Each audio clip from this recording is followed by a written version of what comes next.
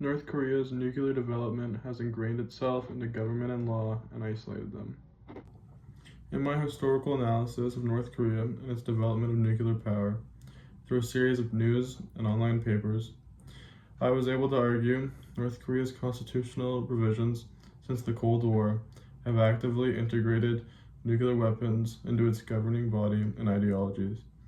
North Korea has reshaped what was originally a strategic defense into a constitutionally backed pillar of state, thereby complicating global efforts to reduce nuclear arms, intensify militarization, and increase risk of nuclear conflict. For a brief historical summary, North Korea was established at the end of World War II, formerly under Japan after being divided along the 38th parallel. The Soviet Union occupied the north, while the United States occupied the south. Thanks to North Korea's Soviet backing, a guerrilla fighter by the name of Kim Il-sung rose to power, and by 1948, North Korea was named the Democratic People's Republic of Korea. With the support of the Soviets, North Korea invaded the south, but failed due to backing from America. Kim Il-sung developed a cult-like personality and transformed the government into a one-party state under intense surveillance and control. In 1994, Kim Il-sung died to a heart attack. His son Kim Jong-il took over, leading North Korea. With Kim Jong-il's rise to power, sparked major change and growth for North Korea's nuclear weapons program. And in 2003, that growth was rapidly accelerated with the withdrawal of the Nuclear Non-Proliferation Treaty. And in 2011, Kim Jong-il died. His son, Kim Jong-un, assumed leadership of North Korea. With the reign of Kim Jong-un, nuclear weapons and missiles were expanded for their capabilities through multiple tests. In 2012, North Korea re-amended its constitution to name itself a nuclear state, thereby integrating nuclear power and arms into the law and government identity of Korea. Finally, more recently, during 2017 to 2021, there was diplomatic tension between the United States and North Korea with the looming threat of nuclear war. Even today, North Korea remains largely isolated with a state-run economy and a strict information control.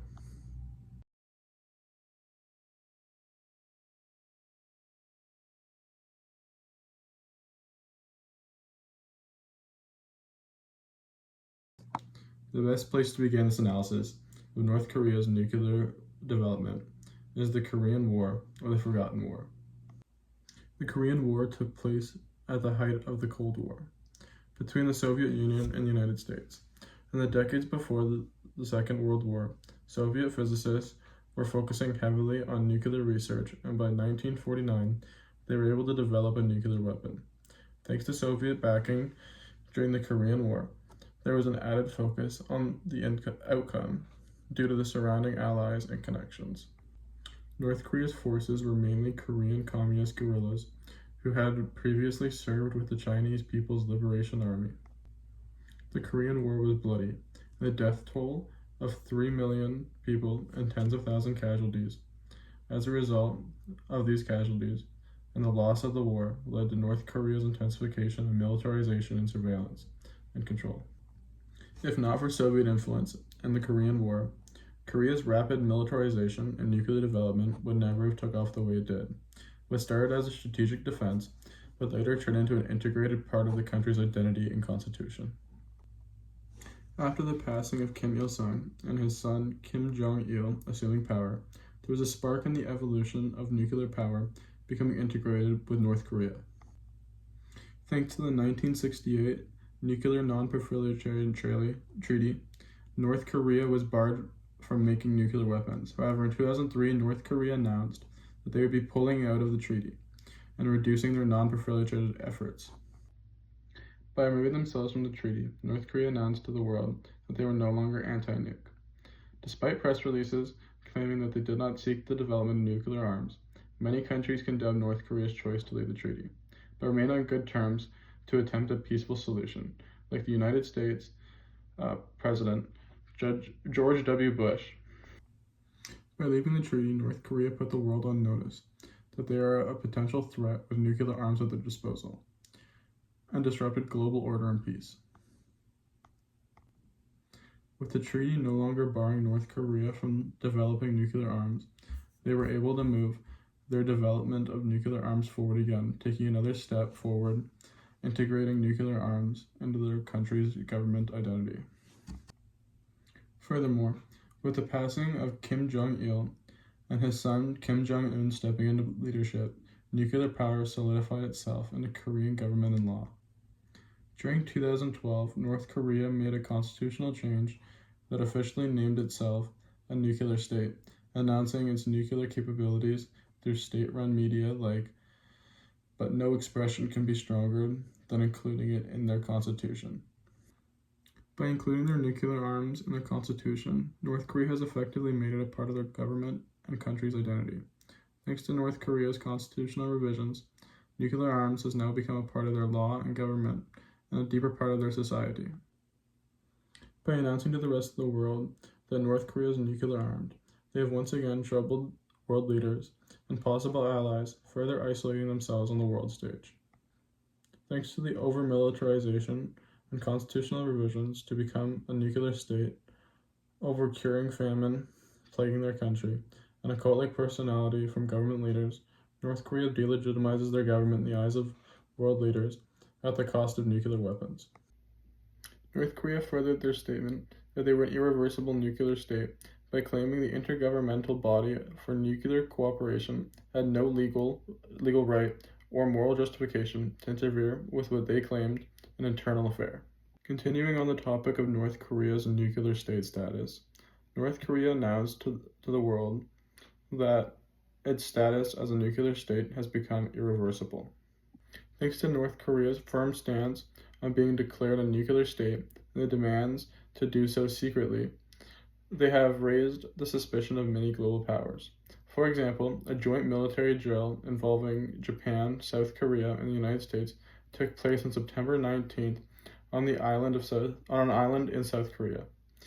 A fact that only troubles the North Korea government, claiming that those drills are a grave challenge to the security and interests of the state, and claimed that it was escalating military tension, clearly showing the secrecy of North Korea's nuclear development is troubling world leaders and internally affecting North Korea, putting them on edge and isolated from the world. Furthermore, North Korea has continued to solidify themselves as a nuclear state by conducting a series of weapons and missile tests. For example, North Korean leading officials met in Beijing in late February of 2012 to arrange talks which resulted in a pledge to cease nuclear testing and missile testing, but unfortunately broke the pledge by mid-April. Additionally, the global norm surrounding nuclear weapons and missiles comes into play when discussing the global implications of North Korea's nuclear weapon development. The Non-Proliferation Treaty, NPT, was created in 1968 and signed by many of the major nuclear powers. With the intense focus North Korea has put into nuclear weapons, they have continued to brand themselves as a nuclear state and integrate nuclear development into their country's identity with an estimated 50 nuclear warheads. The test that broke the pledge led to the explosion of a rocket shortly after launch, as well as global disapproval and disappointment. This is further proof that North Korea's focus on nuclear development has become so integrated into their government that they would risk global embarrassment and disapproval. North Korea's association with nuclear weapons was on full display to the world. More so, however, it showcased the world's perception of the man at the helm of North Korea, Kim Jong-un. Many see Kim Jong-un as a cult-like dictator with a short temper, which frightens many global countries when considering the nuclear weapons at his disposal. Lastly, in more recent history, during United States President Donald Trump's first term, there was a major hostility between the United States and North Korea. During the United States President's first term, there was a lot of tension between North Korea where insults were traded between leaders, leaving many to think about the looming prospect of war, with many calling North Korea's leader, Kim Jong-un, Little Rocket Man. In conclusion, North Korea's constitutional revisions and global actions with treaty and conflict have thoroughly integrated intense militarization and rapid nuclear development into the very soul of their country and government's identity. By doing so, North Korea has upset the very balance of peace on the world stage and raised suspicion, thereby isolating itself to a few allied countries. With many of the global powers agreeing to place limitations surrounding nuclear weapons to make the world a better place, there was a lot of global disappointment with North Korea's decision to withdraw from the treaty. For example, Japan and Britain initially denounced the announcement of withdrawal, and many called for a reversal. Thanks to North Korea insisting on pursuing nuclear arms in spite of the global norm calling against it, they have isolated themselves and further branded themselves as a nuclear state. Thanks to North Korea's intense focus on militarization and nuclear power, and a short-tempered leadership, they continue to isolate themselves amongst other countries.